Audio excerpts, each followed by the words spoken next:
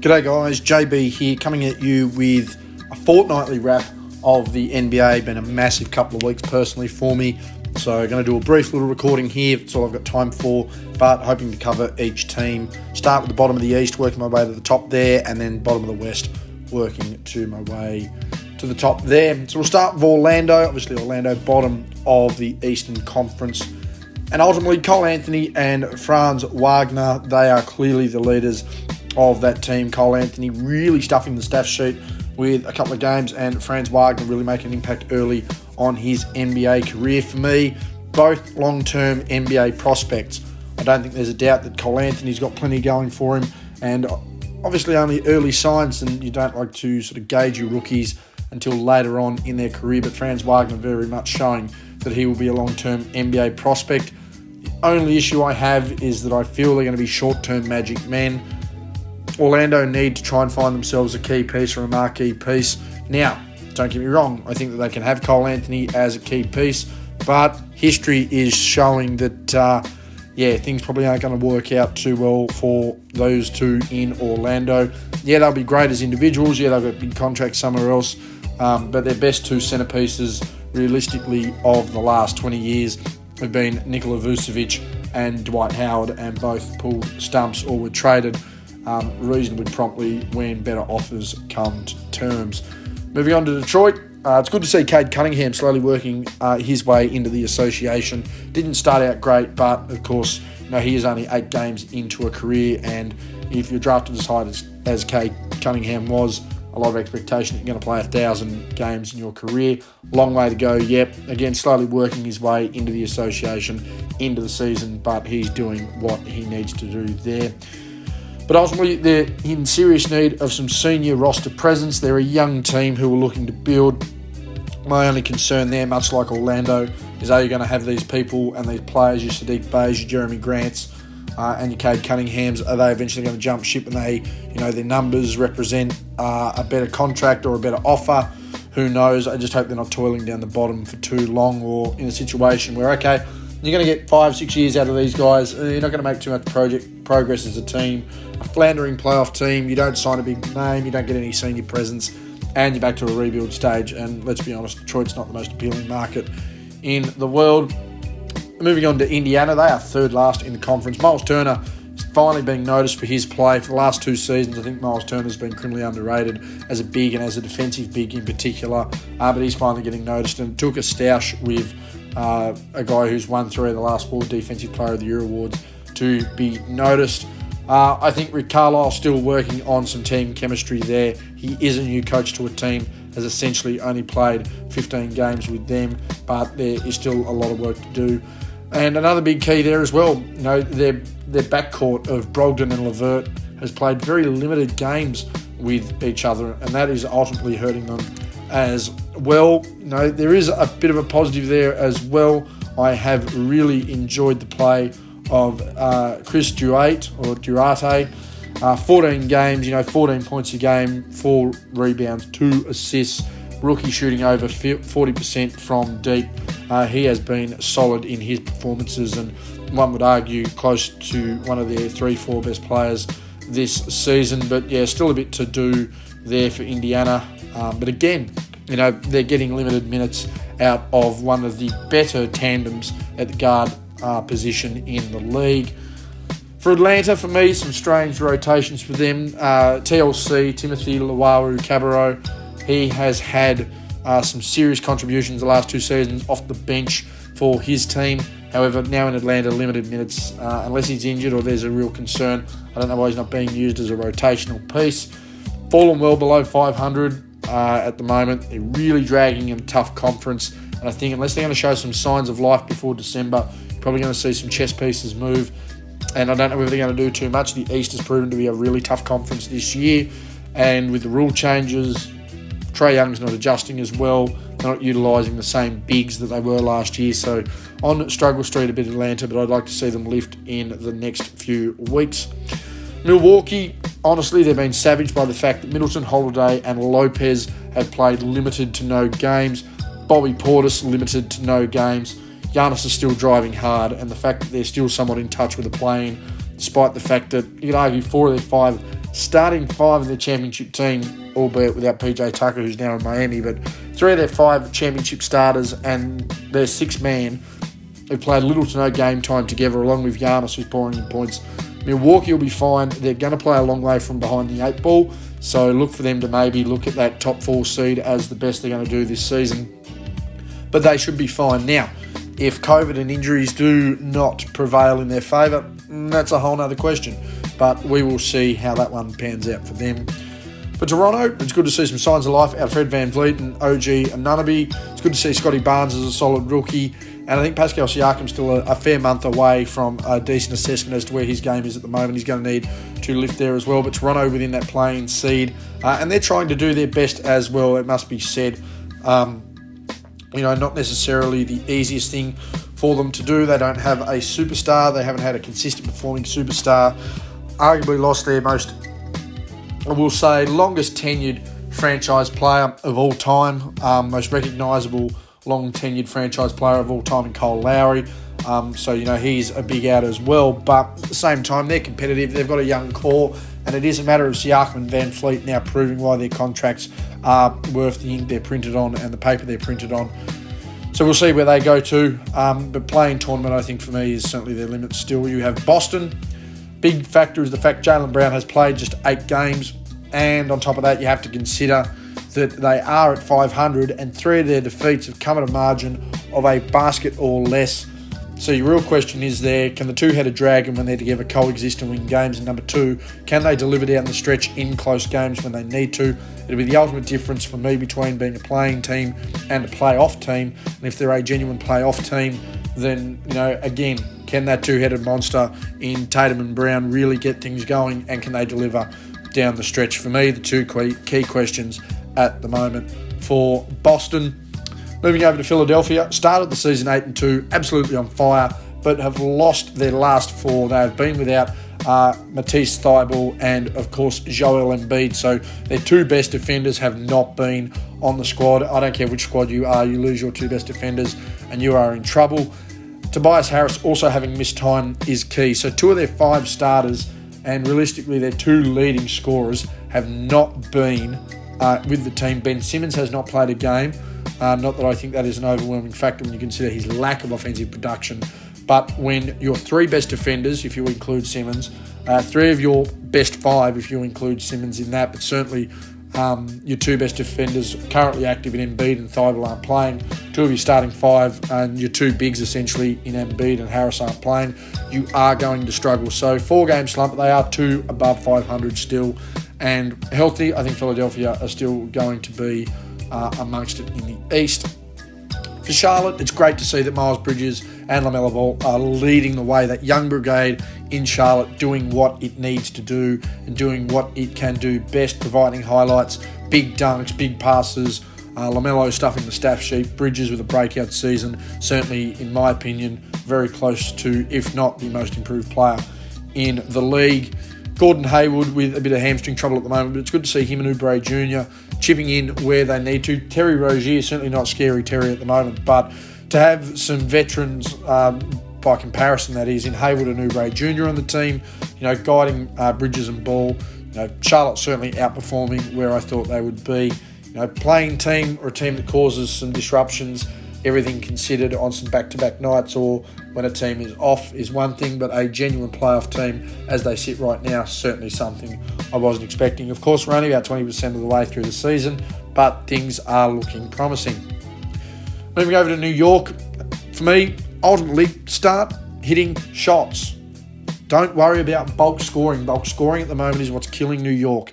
Their 3 leading field goal shooters are Mitchell Robinson, Nerlens Noel, and Obi Toppin. Toppin and Robinson combining for around 14 points a game. Combined. Nerlens Noel's played 4 games and he's played some great defense in those games, but he's injury prone as well. The rest of that squad is shooting below 50%. And ultimately relying on bulk shots and just hoping they start falling will not help you down the stretch in games. It will not help you in the crunch period of the season. It won't help you in the backside of the season when you're already tired. And ultimately, it's not going to win you playoff games. They need to be more efficient offensively. And then we'd start looking at New York a little more seriously. Going over to Cleveland, I mean, this is a team that's just performing. Jared Allen is playing well. Darius Garland's playing well. Colin Sexton's playing well. But your big issue right now is that Evan Mobley is injured.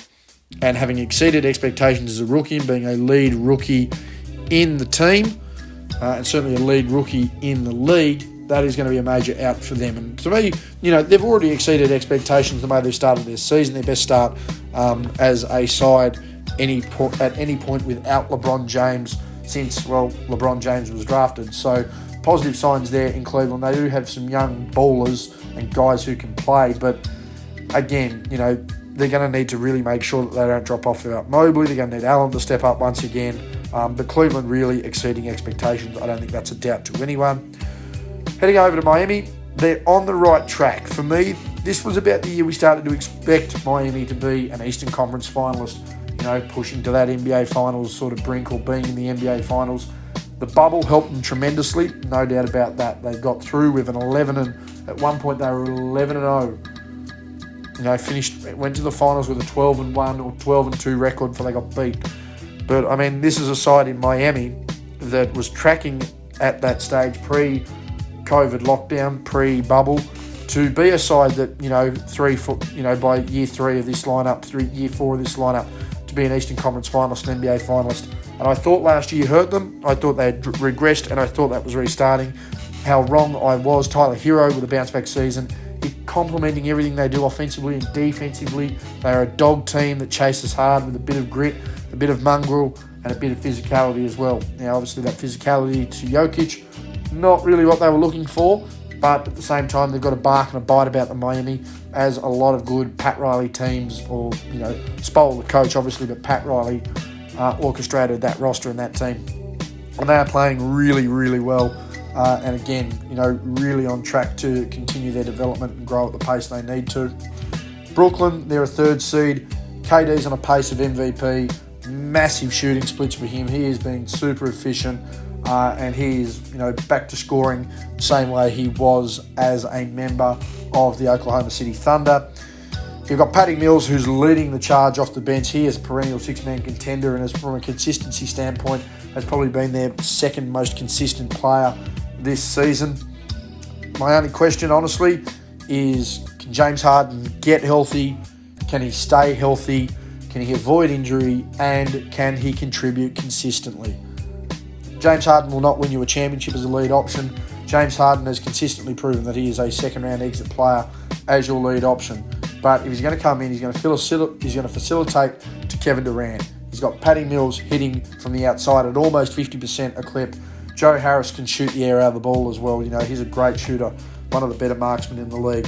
If James Harden can relish that point guard position, utilise the bigs that they've got on that team now as well, then Brooklyn from the 3rd seed I could see winning the whole thing in the East at least, and potentially everywhere else. There was a game today at the time of recording that may doubt some people on that though. But again, the question for me, Harden, he needs consistent contributions and his health to stay there. For Chicago, let's be real, Caruso and Ball are probably the best defensive tandem in the league right now, and I'd go as far as to say the best defensive backcourt in the league, and I don't think it's close. On the other side of that, DeMar DeRozan and Zach LaVine trading off at the 2 and trading the 2 through 3 role. Probably the most potent offensive combo in the league, 50-plus points per game, both capable of closing, both putting up big numbers. DeMar DeRozan looking like the best of his Toronto and the very best, which was last season, of his San Antonio self. This is a major, major team right now. They've got solid defensive capabilities. They've got major offensive contributions, especially with Lonzo Ball running the point. This is a team that honestly is just going to be a genuine contender if they can stay healthy, stay consistent, get Vucevic back. Don't know how Patty Williams is going to go. There's talk that he may not see the rest of the season. This is a team that can ball. This is a team that is a genuine threat in the East. Experience hurts them. Health will hurt them. But they can do it. They are a genuine contender. And again, for me, it's the fact that they've got solid defense and solid offensive options, 1st and 2nd. So we will see how that plays out. And strangely enough, Washington sits top of the East at the time of this video. And I would best describe this as that team on 2K that randomly works, heap of random players that somehow contribute and play their role. Got a star in Bradley Beal, got some other guys who are contributing. But at the end of the day, if that conference is healthy, are they as good as we think? Potentially this year's version of the Phoenix Suns, who knows? We will see what happens there. I think in a healthy conference, they're 7th, 8th seed, no doubt about that. But not everyone is healthy at the moment, so we will see how this plays out. But yeah, I describe it, Washington, pretty much as that team that just has this ability to perform, has pieces that can perform, and just a really strange and weird combination that seems to work for them. So that is my wrap of the Eastern Conference after our 2-week hiatus. Now moving over to the West, and we'll start with Houston. They've got some solid young players with talent, no seniors to guide them. John Wall does not want to play for Houston, probably won't play all season. They're a raw, talented team. Jalen Green, Jayshawn Tate, Kevin Porter Jr., Christian Wood. These are guys that are, they're young basketballers, they're young hoopers, they're raw athletes. They've got no senior guidance. It's not going to do much. They're the worst team in the league. Hurts to say that as a Rockets fan who 3 years ago was staring down the best record in the league. Big fall from grace, but it is what it is. Massive upside, obviously, in those 4 guys, but at the end of the day, they are just raw. For New Orleans, Brandon Ingram still trying to kick things along. Nickeil Alexander-Walker has been trying to chip in where he can. Jonas Valanciunas is having a nice shooting season as well. But ultimately, they are at the mercy of an 82-game veteran who isn't in shape, doesn't look like wanting to get in shape, doesn't look like playing, and pretty much just wants to get out of there to get into a big market.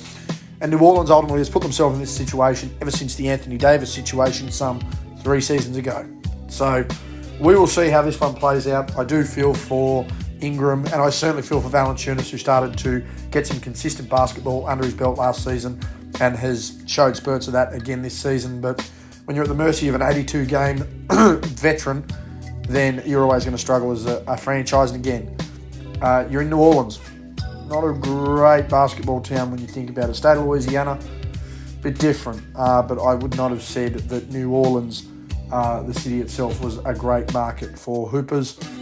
For San Antonio, I'm loving what Dejounte Murray's bringing to the show. He's having a breakout season. Again, showing out hard this year. But for me, if he was a bus driver, a tram conductor, a train driver, he would have a lot of non-paying passengers along for the ride. Ultimately, I think this is Pop's last year. I think this is a transition time. There's going to be a matter of working these pieces out and hoping to land a star to try and get to San Antonio next year with the prospectus of a new coach. But until then, Dejounte Murray controlling the show, leading the way. He just needs some paying customers to try and get the job done. Otherwise, the Spurs are going to continue to wither away and, just float down the very bottom of the Western Conference. Number 12, we've got Minnesota. As always, massive upside here. Karl Anthony Towns has that ability. Anyone who doubts Karl Anthony Towns has that ability doesn't watch much hoops. Karl Anthony Towns doesn't have much heart, doesn't seem to want to use his basketball IQ, and most of all, he doesn't want to use his ability. Anthony Edwards, he showed some spurts here. He's had a lot of issues there, though, in tight games where he makes a few boneheaded decisions. Only a sophomore, but still some things that could have been taught and educated on. And D'Angelo Russell, former All-Star, he showed potential in the last couple of years. They need heart to compete. They need to use their IQ. They need to use their ability. That's not a bad 3 tandem, but it's too offensively minded. It needs more grit. It needs more heart.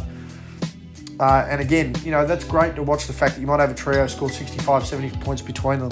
You've got a big guy who can shoot, a guard who can fly, and D'Angelo Russell who can play the point reasonably well when he tries, but just not much going on there at the moment in Minnesota. They're floundering by comparison. Meanwhile, OKC, again, not expected to do anything this season, but they've produced some nice wins and they're competing for the most part. I really can't fault a team that is not expected to win, is playing under duress. One would suggest they're their organisation is not wanting the most positive results for them, but at the same time, they go out, they play hard, they get the most they can over 48 minutes. They managed to jag a couple of wins, a couple of big wins over the Lakers, and while that might not necessarily do anything for them in the long run, for the Lakers, that will hurt them when it comes down to the crunch time of seeding at the end of the year if they are still amongst it, knowing that they've got 2 games behind on Oklahoma City, a team that, for the very best part of it was no better than a bottom 3 side at the start of the season here in the West. Sacramento, things have started to settle down. Their inflated numbers are levelling out. But ultimately, it's a front office decision that's going to change the outlook of this team for me. They need to pick a tandem. And they're going to need to pick that tandem between De'Aaron Fox, Buddy Hield, and Halliburton. And until they do that, they're going to continue to have a power struggle. Harrison Barnes is a good complementary third option. I've got no issues with Harrison Barnes as a complementary third option. He needs to stay as a complementary third option. But number one, he shouldn't be a leading scorer. And number two, if you're still trying to decide between 3 of the better, well, certainly De'Aaron Fox was that borderline all-star close there in his sophomore season. Halliburton's proven that he is a consistent rookie and consistent contributor on both ends. I think Buddy Hield's overpaid. If I was going to get rid of someone, I'd be getting rid of Buddy Hield. I'd move Harrison Barnes as your third option, with Sean Holmes is your big there. At least that's a bit of a base to build on. But again, while the numbers have levelled out, we're just starting to really see, I think, that there's a power struggle between the 3 young guns of this team. And for me, I'd be getting rid of Buddy Hield. They can't run 3 when there's only 2 spots available. For Portland, you've got a guard duo, a very nice guard duo in McCollum and Lillard, who are averaging 38 shots between them, and ultimately are both shooting under 45%, one of them under 40%. That's not effective when you're putting over 40% of your offense in 2 guys and they can't make at least half of their shots combined, let alone as an individual. Portland, for me, they're going to bottom out either at or after the All-Star game, and certainly by next year they are going to be a different spot. Portland needs to fall backwards. They need to rebuild. They need to look at, the likes of an Oklahoma City who have manned up and got some draft picks but still have a solid base. They need to look at a Houston who have some raw talent amongst them and some guys who can really play. And they need to try and build a base off of that. But until then, they are going to be relying on a guard combo right now shooting, well, certainly under 45% as a tandem, but probably closer to 30% or 40% rounded as a tandem. 38 shots a game isn't healthy when you're not making them. And I wouldn't be surprised to see Portland bottom out at the All-Star break and just see what comes from there. For Memphis, they've levelled out at 500, but it's good to see that Ja Morant and Desmond Bane are playing really, really well. They look really nice. Dylan Brooks, only 3 games, but we know how crucial he was heading towards the playoffs last year. And Jaren Jackson Jr. getting a full run under the belt as well. There's no doubt about it that Memphis at 500, they're about even, and I'd look for them to grow even more from here. But at the moment, we're just going to see how they're all going to perform. And they're not performing too badly as we speak. Over to the Lakers. Ultimately, when you look at the whole team, you look at the whole scheme of things, they've got no chemistry. They've got plenty of key injuries. And they've got plenty of age. The best way to describe the Lakers right now in the current Staples Center, and that's going to be renamed, is that it's an old folks' home and there are absolutely no friends. And that's the ultimate problem. You've dragged a former MVP and a ball-dominant MVP, one of the 2 most ball-dominant players, certainly of the last 5 years and of the last decade, tying him up with, another guy who's in that top 5. LeBron's not out, okay, but Westbrook isn't the same player as LeBron. He's struggling there. Davis isn't as committed.